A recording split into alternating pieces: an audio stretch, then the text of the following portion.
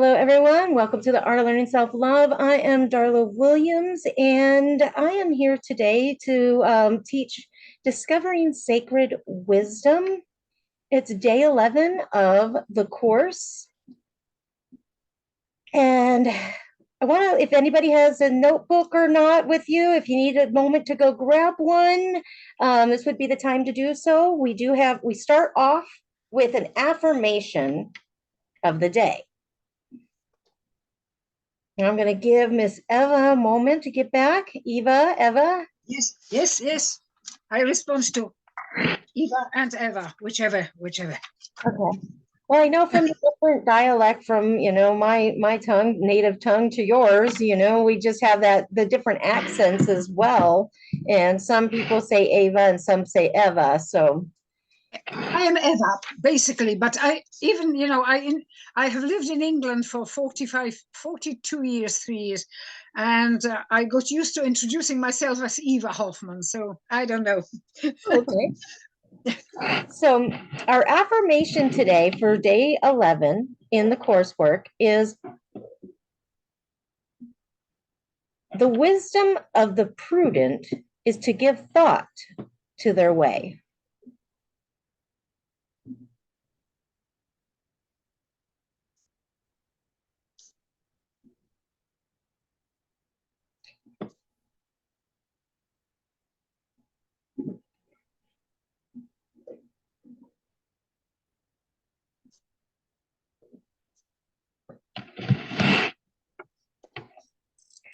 So now what I want to do is I want to jump back just before we onboarded under the recording today. Eva and I were talking about, self-love and, just talking about love in general, that it's for her and if anything here is incorrect as I say it, please correct me. She was saying that, she likes herself, she admires herself, she can give herself the positivity, she can do those things. But when it comes down to actually acknowledging herself for the love itself, that it's difficult to do that. And I was about to explain to her, really dive into that. And I decided I wanted to do a little side note today, because really, love, we can look outside of ourselves is what we're normally trained to do. We look to give it away. We look to for others to receive it, and that is the normal, normal program that we've all been taught and trained to do, because this is what everyone has always known. Now, I had to learn within my own experience when I was seeking outside of myself for all of these things. And I was really let down and disappointed over and over again, because I was really wanting someone else to deliver to me what I needed. And that's what everyone stops and goes, hey, and I have needs too. I'm giving to you. Can you please give back? It's supposed to be a give and receive, right? So while we're knowing that that's what we're supposed to be getting and receiving, when we're not receiving that, we get frustrated and irritated, and we fall to the denser level energies in our world. So now we get the agitations and the frustrations with those around us because we're not in balance within ourselves. And when I went through my transition, my dark night of the soul, or whatever you want to call it, when I started to begin my journey of the hello, Jane, welcome. When I was going through the dark night of the soul, or the shadow work of myself, actually beginning to feel and transmute the painful points in my story, when I was walking through that, I realized I was doing it all wrong. And I realized that love was the master key to my life. I couldn't unlock myself until I began learning how to love me. I can't love another human being if I don't know how to love myself. I'd had so many people, when I was hollering in arguments over and over again throughout the years, asking people to fill me with whatever I needed. But when they said, well, what do you need? I didn't have the words to tell them. I couldn't articulate that. I didn't know what I really needed. So when I identified that, I realized, well, first off, if you want to have love, you got to know what you want out of love. What does that love look like for you? And we have spent our whole life neglecting ourselves and giving and exasperating and even exhausting our own personal well of love on everyone else. But if we fill ourselves up first, I can't give to the world from an empty cup. I can pour out this water because it's full. But if this was empty, nobody's going to get a drink. And I spent a long time empty, looking for somebody else to give me the drink. But I needed to give it to myself first so that I could actually have what I needed on the inside to give to another. And that was where this launched. This is where the Art of Learning Self-Love launched. I was literally in the ruins. I didn't want to live. I hated the way my life had been. I had been tormented and mistreated over and over again, and all I wanted to do was love everybody. So I was confused and frustrated and irritated by the fact that I wasn't getting what I needed. But then when I was literally asked, what do I need? I didn't know. How many people can relate to that we don't know what we really need?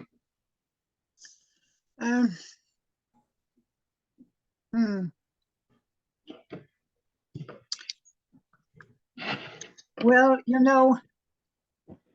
as you know, I am very old and I have probably by now figured it out. But for a very long time, I didn't think what I needed. I really didn't think what I needed. And that's most of us. That is very true. That it took quite a journey to figure out what it is that I really need. Yes. Well, for me, what happened was when I was in that dark space in my life, that place where I finally collapsed or shattered within of my own emotional pain. So I was living in my pain bodies and all the stories and all the situations. And I really felt at that place in my life, because of looking back on all the experiences that I had been through, I honestly looked at it and realized I was broken before I could even begin. Because I had had things happen to me when I was 2 and 3 years old that should have never even happened. By the time I was by the time I was a teenager, I'd had more things that had happened because it was just a pattern already beginning and developing. And by the time I was a young adult, because of all the abuse of other forms, it just led me to more abuse. And it just became this cycle over and over and over again. And I'll tell you, it could still happen today. It does to people when they have things within themselves, or if you find yourself with someone who hasn't resolved things, cycles can continue. Patterns are there. We always are on a continuous circle within ourselves of evolution.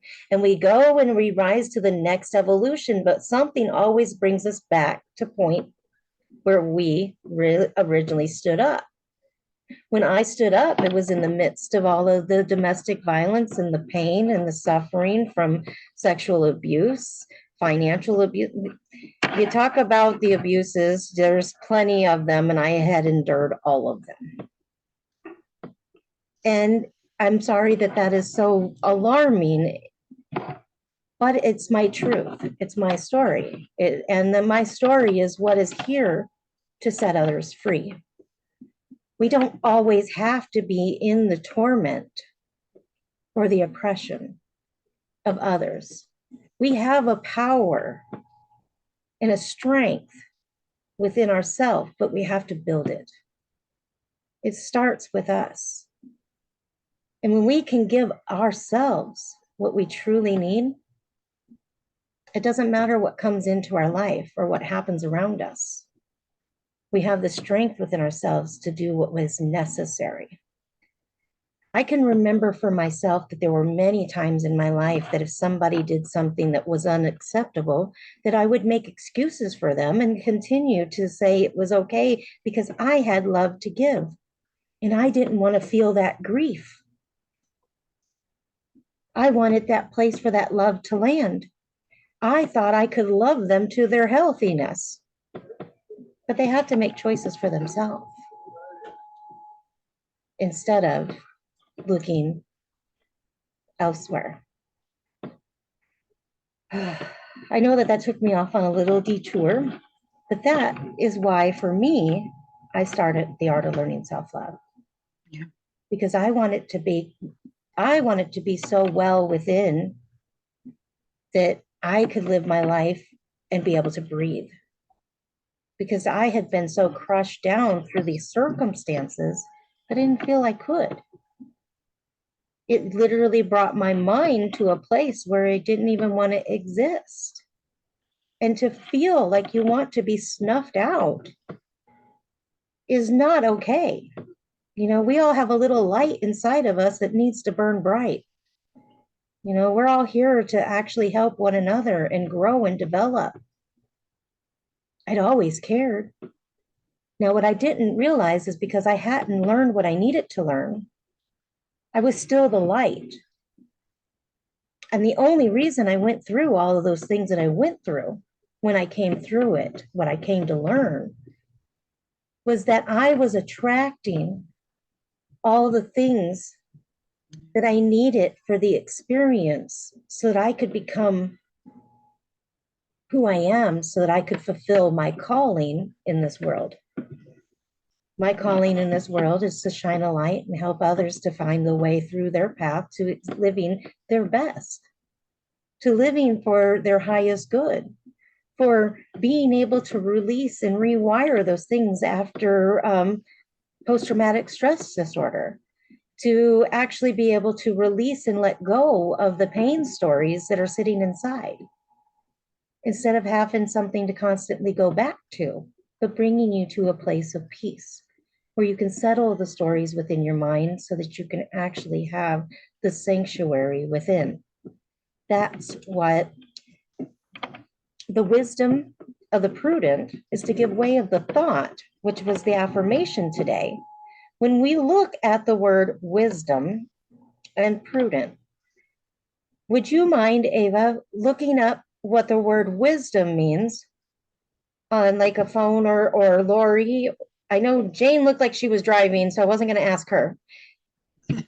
And I'm going to pull up the prudent, and I want to talk about the definitions of these two words because Okay. it's so important. And let's see.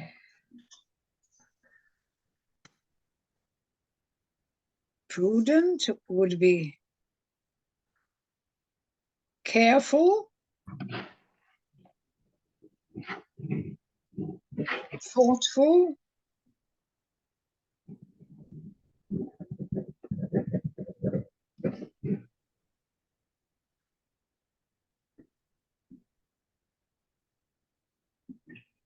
it could probably be calculating, but that's not necessarily.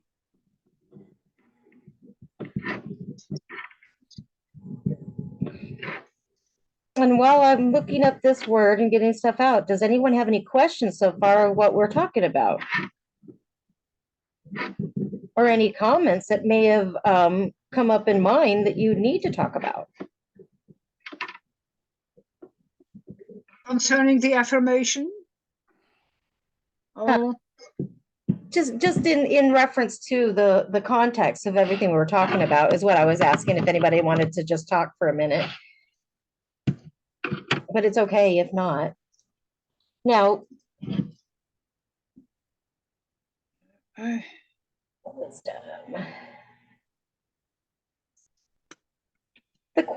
wisdom. The quality of having experience, knowledge, and good judgment and the quality of being wise. A lot of times with those things, it requires a development of being able to listen more than to interject. So being wise means that we really are tuning in to the details so that, go ahead, I saw your hand. No, I was just wondering, because prudent for me doesn't necessarily mean good judgment. Oh, I was talking about wisdom. I was. Oh, so, I'm sorry. Okay, Yeah, so well, that makes a lot of sense now. Now we understand. Like that makes a lot of sense. The wisdom, the quality yes, of having experience, the knowledge, and the good judgment. And do you see yes, how that what our original context and our story when we started this video, what we were discussing prior really was a floor runner for what we're talking about right now, because I was expressing how I had learned, and it was through the experiences. So yeah, because of those situations, when we go through them in life, it actually then gives us a power within. It activates a strength. And our strength is that confidence because of our knowings. When we know that we know something, no matter what somebody else says or does, we're not going to relent because we know the truth. yes. Do you think it is possible to know the truth without going through those experiences? Yes.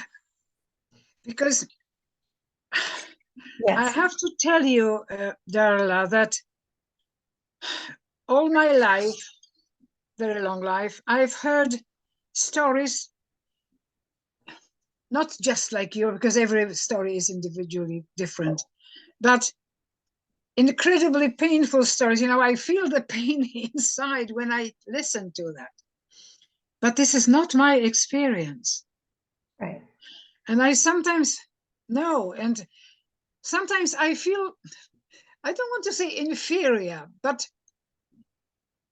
poorer in a certain way, if you know what I mean, because I hear so many really tragic stories, and my heart goes all goes to the people, and yet I've had very different life. I maybe in my past lives I've gone through Right. the pain. Oh, You know, I sometimes feel that, because I feel that, but and obviously I intellectually know that this is what happens to so many people. And it's so important to know that. so I have a question for you.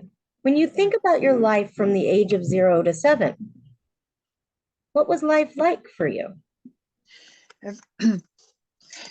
Very good question. Um, okay, I will tell you a short story. I was born during the war, the Second World War, not the First World War. And my father was a Jew, and so he had to be in hiding. And my mother was pretending to be a single mother, and because of the situation. Mm-hmm. And I remember stresses.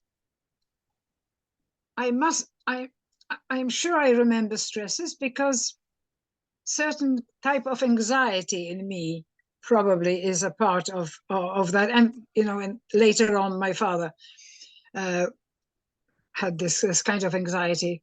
But I was always loved. I was never abused in any way. Really, this is almost a shame to say that. I know it's, No, this is beautiful. This is you, beautiful because you you had know, stressors, you did feel anxiety, you had a life, but you were surrounded by love. yes, yes. And all my life, you know, later, I didn't like school, but my father always, went to school and used to say that, his daughters are great. His daughters are brilliant. It didn't matter what the teacher said. No, and I didn't think, I don't think I was criticized until I was 19 when I decided to get married. But then I was old enough not to bother. And also the truth is that at the time my father said that I was so determined to do everything my way that there was like a glass wall between me and other people telling me what to do. And this is true. Probably the motto of my life is like Sinatra saying, I did it my way. That is awesome. For better or worse, you know, yes. But as a child and young person, I was really surrounded by love. And later on, when my parents got used to the fact that I was married at 19, which was unimaginable for them. And I also had a lot of love, and even in my first marriage and second, and I have grandchildren who say they love me, and now I have the great grandchildren who come and kiss me and say they love me. So what I'm trying to say is that I feel lack of this experience, and I don't know. Each person has a different experience. When you're surrounded by love and you're raised in love, you can give love easily. So, Yes, as maybe. you being invested in you, being an educator, being someone that kids would look up to, you had an ability, you had a surplus of nourishment for I those around you. So when I you got those children that did come through, that did have things, you were probably the safe arms that they could finally run to that they needed. You and they were still people are. that I needed that came along in my path that Yeah. helped me to see where I needed to go so that I Yes. could remove myself from what I was experiencing. See, for you, you became the light on the path for people like myself. So you were already empowered. You were empowered from birth. Yes, that is true. But Darla, I must tell you that you are the first person, well, and Laurie and Jane, of course, now, I have told this because it sounds, people have so many dramatic stories, and I don't want to sound like the odd one out, but I somehow feel that I am the odd one out because of that. Now, I want to go back to that 0 to 7 again, and I have another question for you now. Now Yes, that we've okay. been able to identify that you were just surrounded by love. Yeah. So that's why you didn't feel you had to love yourself because you were already loved. Now, Aha. the second question is how easy, even when you were little, because of that love, could you make decisions? Very easily. Now, that's the key. And very easily. And I have been making my decision, and I am 100 and more percent responsible for everything that happened in my life because I have always done what I believed, not to spite people, really never to be horrible. I don't think ever I wanted, but I don't think you have there that is at there is a all. need in me, to do what I really believe is right. And I simply cannot go against it. It's even if I try, sometimes I try, but it doesn't work. That is beautiful. See, when we can come back to an understanding, the reason why some people repeat patterns and have these situations and keep going through them and over and over Yeah, is because they don't know how to make a decision or they sit in the thoughts of what if? What if this yeah, happened? What if when they allow their anxiety to rule their life, they're creating storylines that they don't even realize are being developed. And then Yes. that actually cycles out because what our brain thinks about, we bring about. So if we're too busy fixated on, oh, I don't want that pain again, we're going to bring that pain again due to the fact that we don't want it and we're so fixated on what we don't want that we're Yes. not thinking of anything else but that thought, and that automatically Focus. gravitates it back to us. See, because we have the unique ability to have the skill of creating our own reality or creating a world full of our imagination, which is what my favorite, I've been using that since 2018 when I published my first book.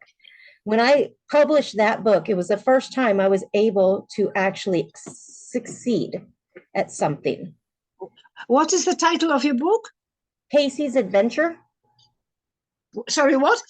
Casey's Adventure. Casey's. Yeah, it's Casey's, like a CASEY apostrophe S adventure. And if you want to look it up, you can just Google books by Darla R. Williams, and it'll bring up all of my it'll bring up all my stuff.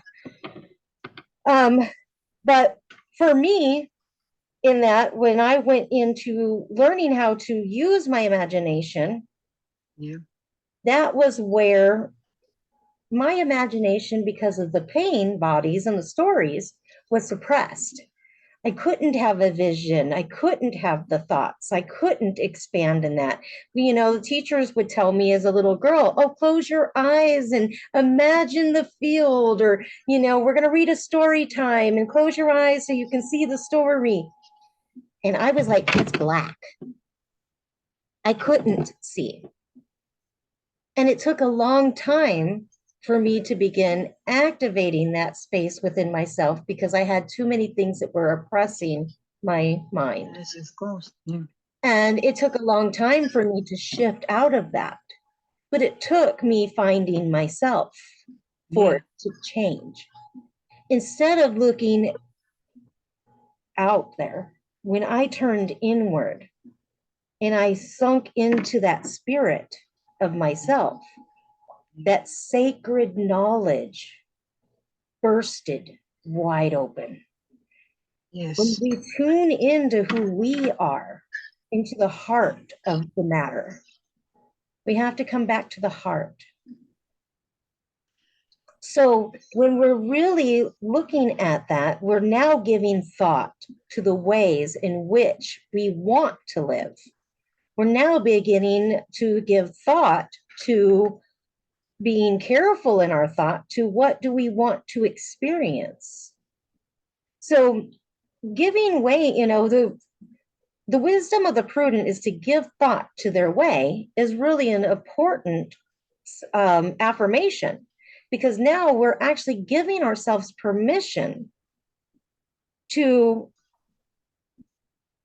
act with showing care for ourselves and for others, but also acknowledging the experiences that we had so that we can gain from the wisdom that we learned from it and be able to actually begin giving that out once we have acknowledged it within ourselves. But you know, this is also interesting because you have had this, you have gone through this long process from pain to love. You became aware of yourself in that sense, probably much earlier than I have. Because for me, you know, it was just normal. There was nothing, there was no process to go through of that kind. There were other processes, obviously. You know, I had, you know, I've done quite a lot of work, But how much and I time? still enjoy. But how much time in life, Ava, have you actually neglected the love you needed because you didn't know? That's true. But since I was getting love, I have to say that both my first and second husband loved me. You know, it doesn't mean I had easy relationship, but I was really loved. And my grandchildren, my children, you know, so I was surrounded by love, and maybe that's why I didn't feel I needed to love myself. Does that make sense? Yeah, and that's perfectly fine. That's Eva's story. Yes, That but you see, the story is truth is that I absolutely have beautiful. taken much more care of everybody else than of myself. It's not that I have been completely neglecting myself. No, not is, but in some ways I have. Mhm. And that's what the art of learning self-love is about discovering ourselves. Yeah, It's yeah. about identifying our needs and our wants. It's Mhm. about realizing the importance of giving to ourselves just as much as we give to others. Oh, that would be a lot. I don't know. Is that a possibility? It is. And it also allows for those who are going through experiences to actually have the strength within themselves to rise up and make decisions Yeah. and shift and be able to process those shifts easier.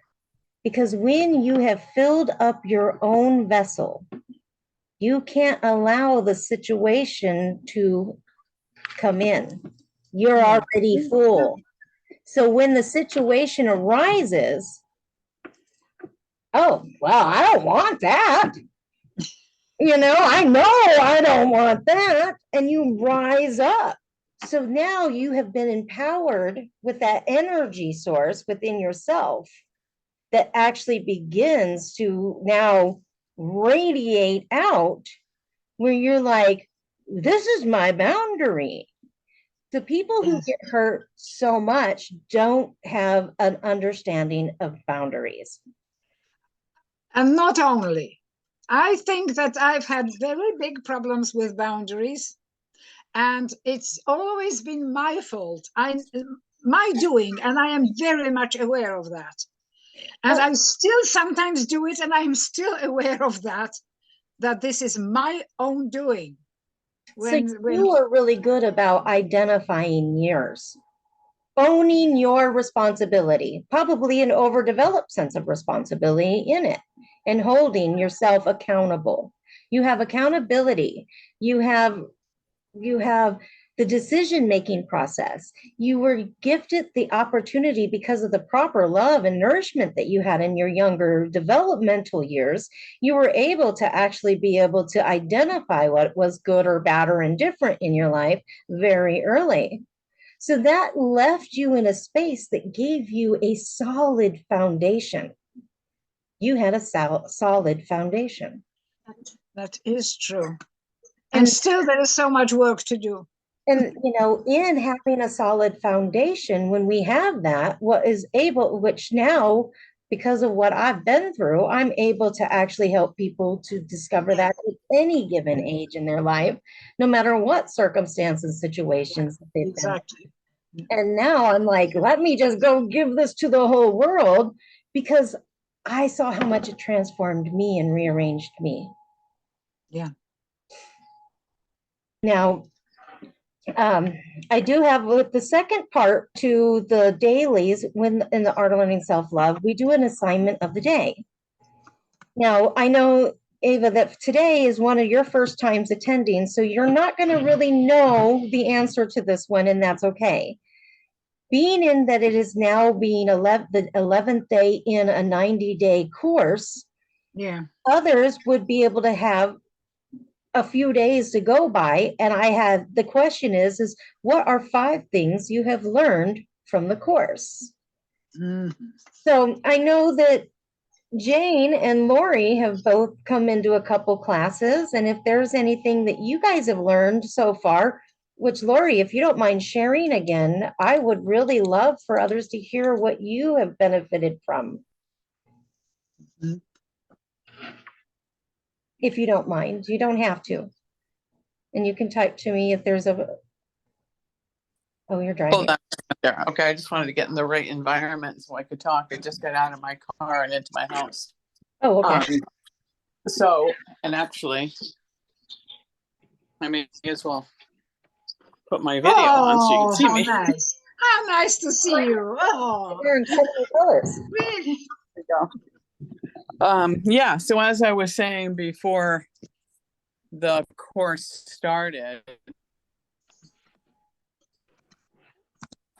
We're going to give her a second to tap back in. when I You was frozen, Lori. You in freezing. Darla's class. There we go. Oh, Now you're back. how about now? Okay. You're back. So it was the question that you asked me, Darla, about worthiness. You asked me if I felt worthy just as a being without, just in general, do you feel worthy? And the experience that I had when you asked me that was emptiness. Mm. It Mm. wasn't even My God. it was a space, and my mind said, there should be something in this space. I should be feeling something. I should be feeling a level of worthiness. Mm-hmm. But I didn't. But I also didn't feel the lack of worthiness, which I noticed, which was interesting, which kind of goes back to what you were talking about, and maybe what you're talking about as well, Emma, is if you never have it, you don't necessarily miss it. Right. But you also don't understand the personality that is being created because you don't have it, if that makes sense. Yeah, right? It does. So then when you asked me that question, I prompt like, I know obviously that worthiness is important. And I know that it brought me to what I do for a living. And I've been very, very blessed that I have been able to do things that I love to do. And you and I probably have that in common because I'm too stubborn to do something I don't want to do. So I have insisted in my life. And if there wasn't a job for what I wanted to do, I made one and I found it. Yeah. So all of, I started noticing the difference between who I am, which was who I was when I was not working, and then who I was when I was working. And when I was working, I was happy and I was giving, and I just in pure love it, just love what I do, being in service. And then when I was not working, I felt empty. That is actually, can I really triangulate on that one for others so that they can see what was happening for you then? Yeah. Maybe even bring some light to you in that space.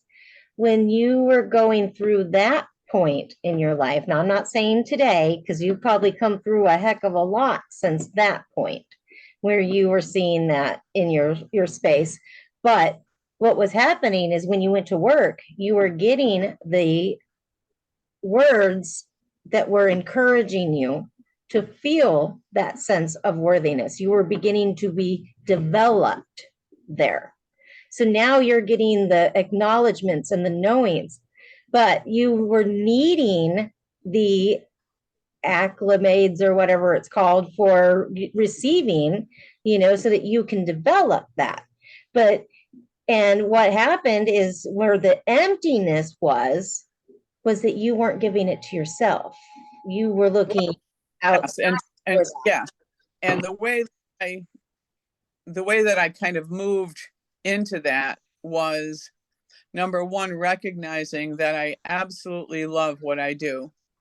I have the passion for it. I have the 100% belief in it. Awesome. But what I wasn't recognizing was who I was in service, so that I was doing it with a heart. And I just wasn't giving that. My worthiness was not, I wasn't recognizing that I was doing this genuinely from my heart. I was thinking about doing that as for something, people who need something, and can I meet everybody's need, and can I be everything that everybody needs me to be? Can I solve all those problems? Can I alleviate somebody else's suffering? But I wasn't giving any of that, to myself. And I didn't know it was an option. And to be honest with you, I'm going to tell you that I'm grateful for that, because I don't have to overcome anything. I just have to put it in. Exactly. That's beautiful. So do want to make a comment to Eva about, having a life where, you were cared for and that you were surrounded by love and that you feel maybe a little inferior, that you didn't endure more this lifetime. What I want to say to you, Eva, is that it is so relieving for me to know that that life exists. My When God. somebody have that, it's like, that's real. Like, that is possible. That is something you can throw away some of your debris and say, wow, we need people like you, Eva, to say that, to say, I Oh have my lived God. a wonderful Great. life. I have been loved. And this is what it feels like when you're loved. And I mean, I so appreciate your story. So yeah. So thank you for Oh, that. thank you. Thank you. Because I really haven't shared it so far, because whoever talks has stories that just make me really, my heart, I feel it. I feel the pain, honestly. And it's, uh, Well, Eva, this is the way that I think about things like that, because everybody's pain is everybody's pain, and it's kind of a level playing field. And this is what I have thought of.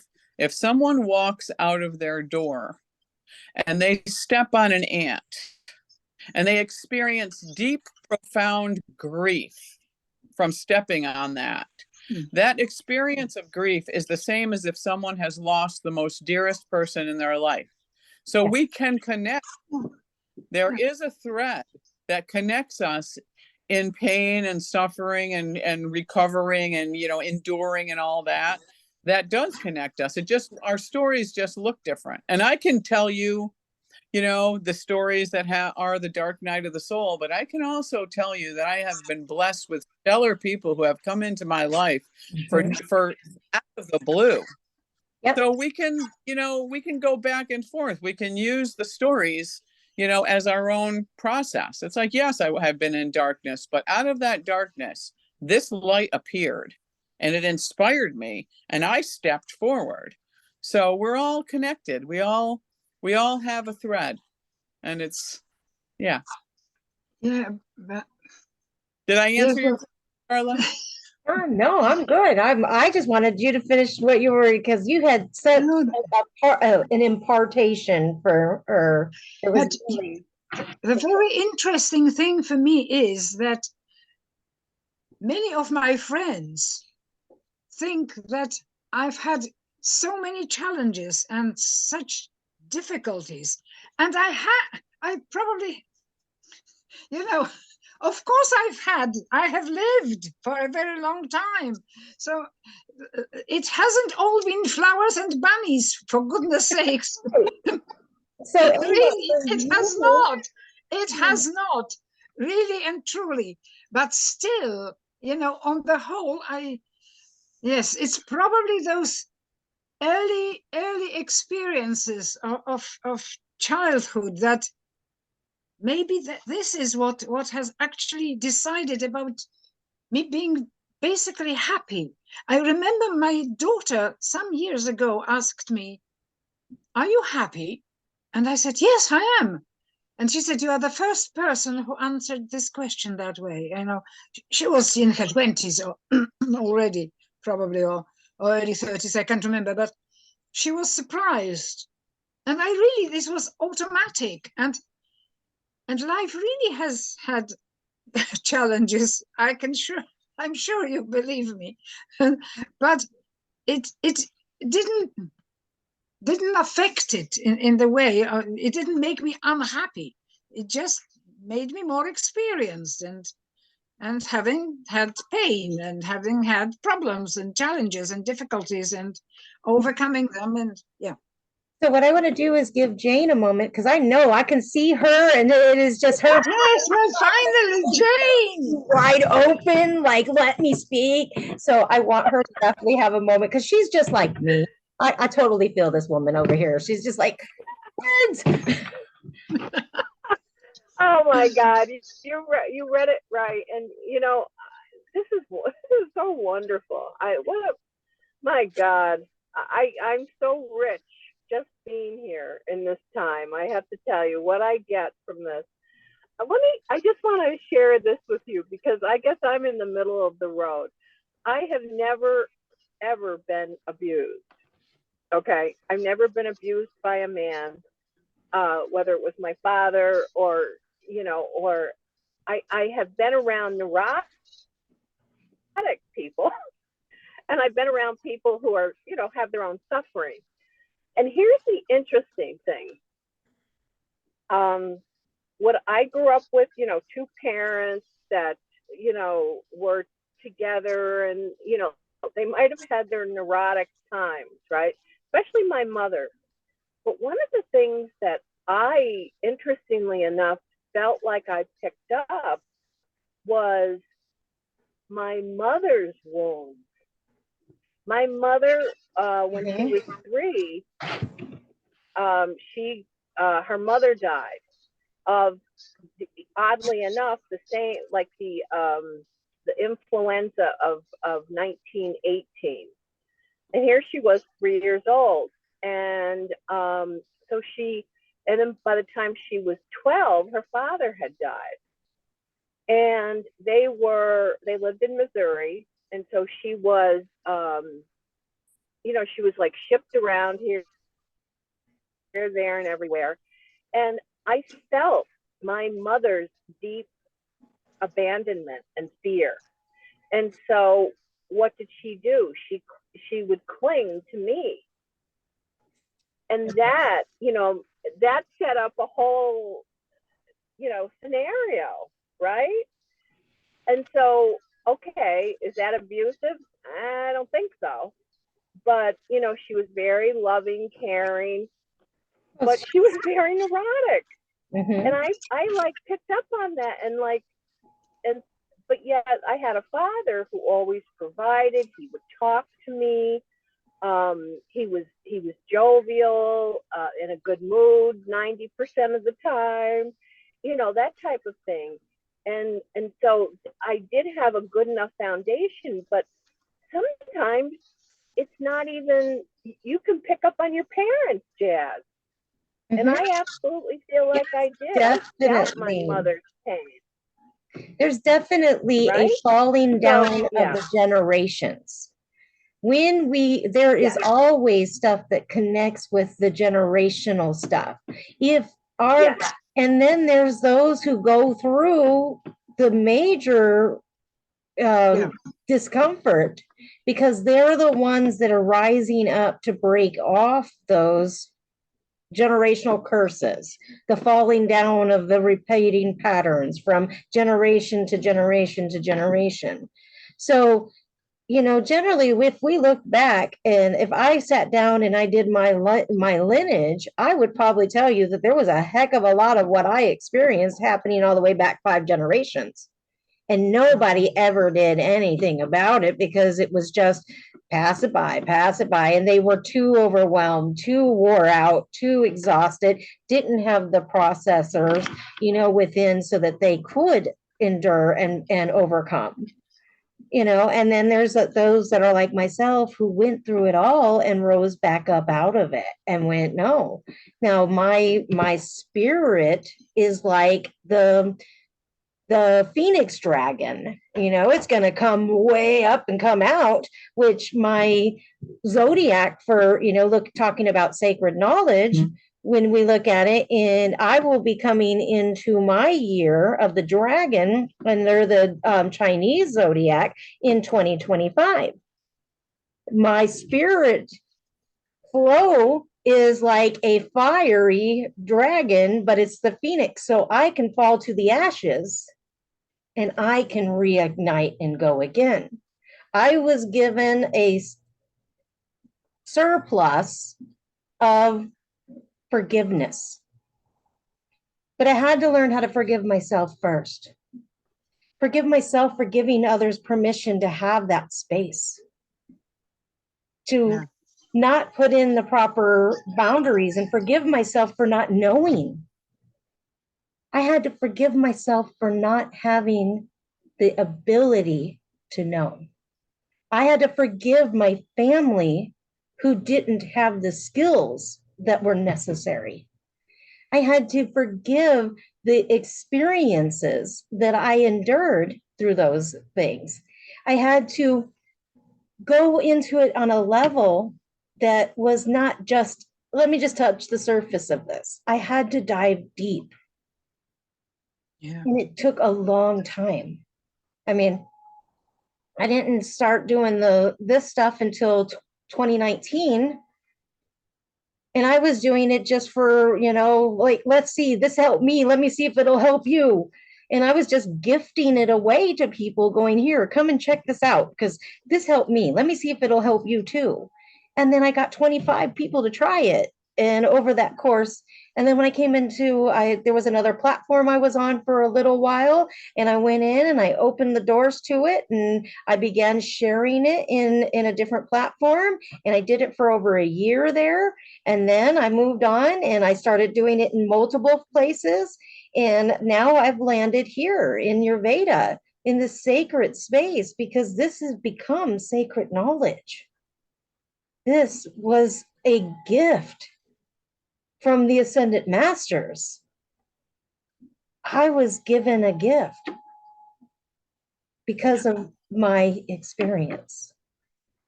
So now I just have to continue sharing and giving it to the world around me everywhere I go. We are at the end of the hour. If anyone has other classes or other things that they need to do, it would be the time to go ahead. Thank you so much for being here today.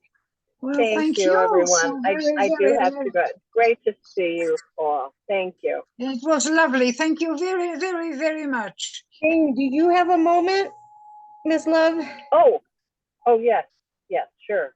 Okay. I would love to talk with you for a minute. Okay, Yeah, so sure. I will Sure, remove myself. Lots of love and thank you so much, all Blessings, of you. love, and light. Bye, Eva. You had asked me if I was okay, and I have not gotten back to you. Oh, I know, sweetheart. I know. What's been going on? You've been traveling? Joe and I are not together right now. You're not. I had to relocate. Oh no. Okay, so we could not respect each other's boundaries. That's how I'm going to put it, because that's how he's comfortable talking about it right now. okay. Now, am I able to disclose with you and leave it just between you and I? Absolutely. Over the last few weeks, Joe started getting out of sorts emotionally and mentally, and I believe it was due to his autism. I don't think that he was able to maintain himself because he couldn't handle sounds, he couldn't handle textures, he couldn't handle things, and he started breaking down. I kept trying to give him the space that he needed and the quiet that he needed, but because I would still be working in the other room, he could still hear me. And it was overloading him over and over again. So it came down to a night where I finally broke under the pressure and I yelled. I couldn't take it anymore. I couldn't. My physical avatar gave up for a minute, and we fail sometimes. I wasn't yelling anything bad. I was yelling at him because he was destroying himself with his own words and telling me how horrible he was. And I know he's not. So as trying to get past the pain body, I was trying to use a tool, and I was trying to match him by going with the same tone because he was screaming it. I tried to match him so he could hear it and maybe penetrate the pain body, but instead I fed it. Even though I was speaking life, I was telling him how much this is how I used it. I went and got a card to read the words so that he had something to look at, so it wasn't at me. So I used something as a prop and using positive words so that his mind could see it and his ears could hear it, so that maybe it would get in there. But he was so locked, okay, that when I started yelling the first two lines off the card, he snatched it out of my hands and threw it. And I grabbed it back up and I said, "You need to hear me, Joe. You need to hear me. You are not a horrible man. You are not a monster. I was like, you are not those things. You are I am in love with a good man. And that's what I yelled. I yelled it at the top of my lungs. I did not need to yell at somebody who is already in a sensory overload, but I was exasperated. Oh, yeah, you're only human. Weeks of complete disarray. Every time I spoke, I was getting yelled at, screamed at. And I finally, after 3 weeks of it, couldn't take any more of it.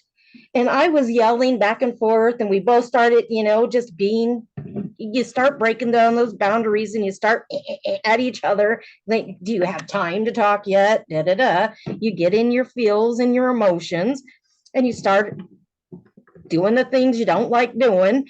And so when that happened, because he snapped, I got grabbed and I hit the floor.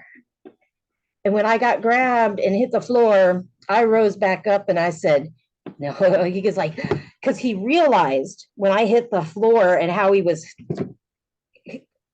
something, that motion snapped him, which made him go, oh, no, no, no, no, no. And he immediately fucking wigged. You need to get the fuck out. I'm a monster.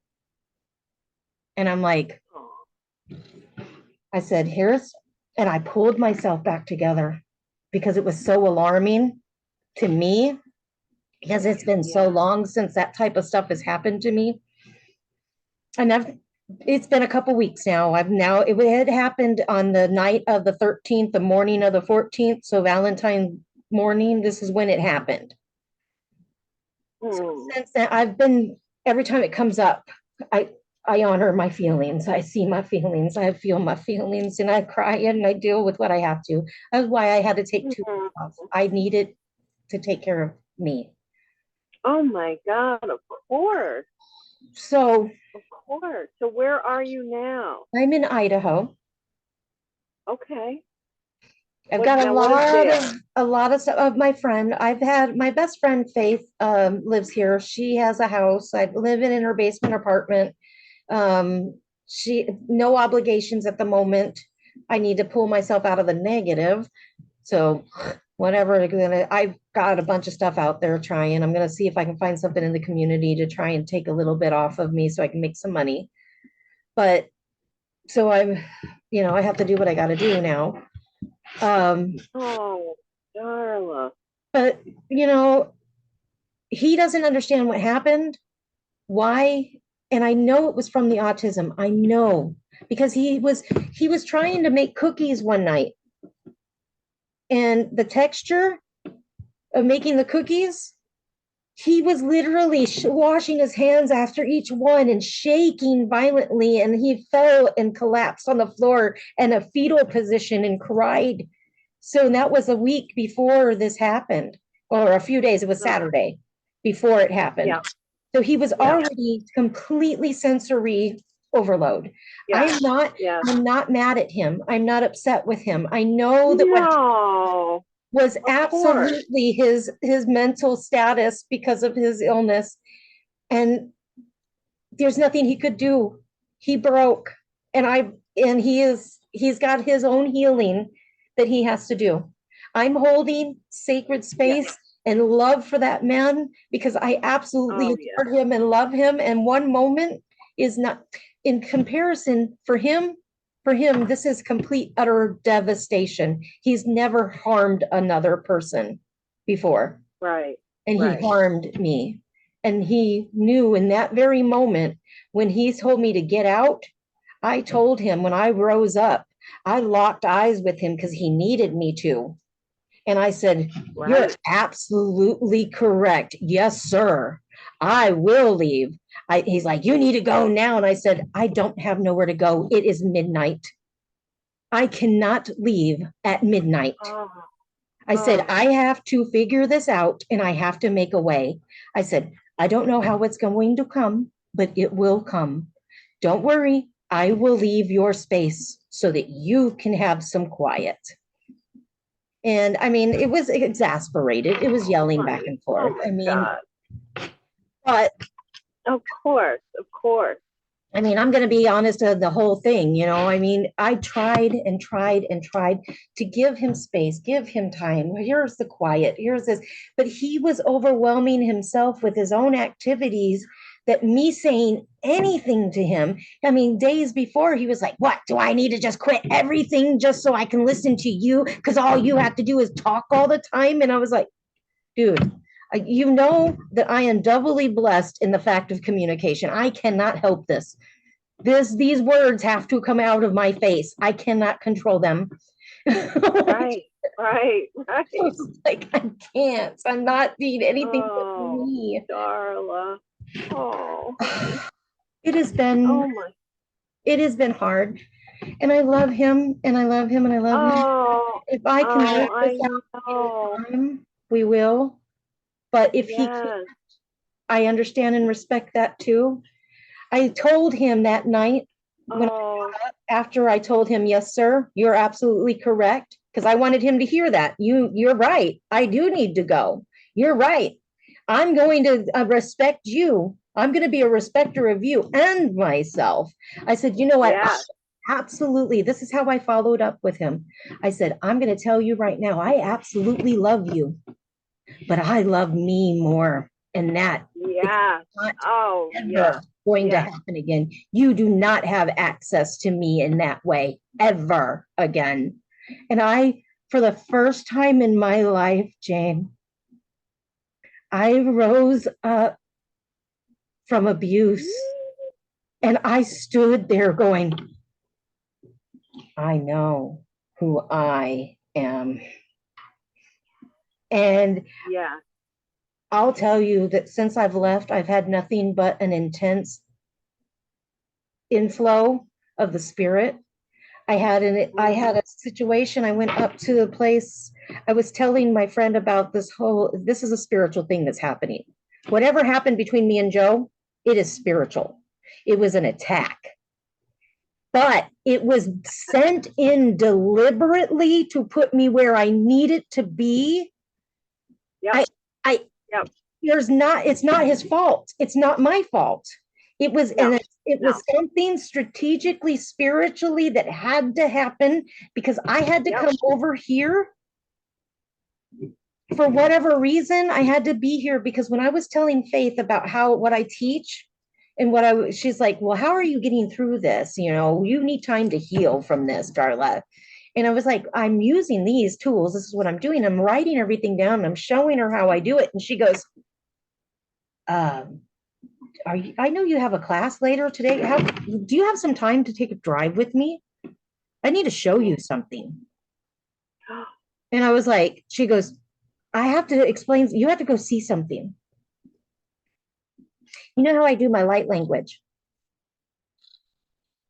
I have a light language and I found the dialect. I know where it started and originated.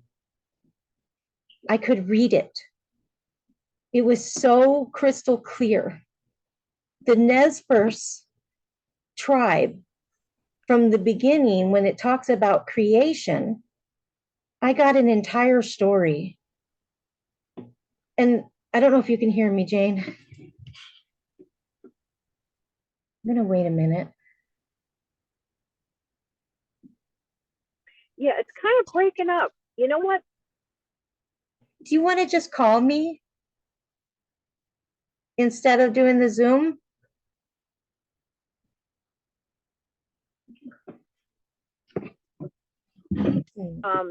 I have a gift for my granddaughter. It's her birthday, and I've got some bakery stuff and a gift, and I'm just going to run that into her, to their house, and then I'll be done in the next half hour, you know, so I'll call you in an hour because I really want to know more. So, all right, my sweetheart, I love you. I'll call you on the phone. I love you too. Bye, babe.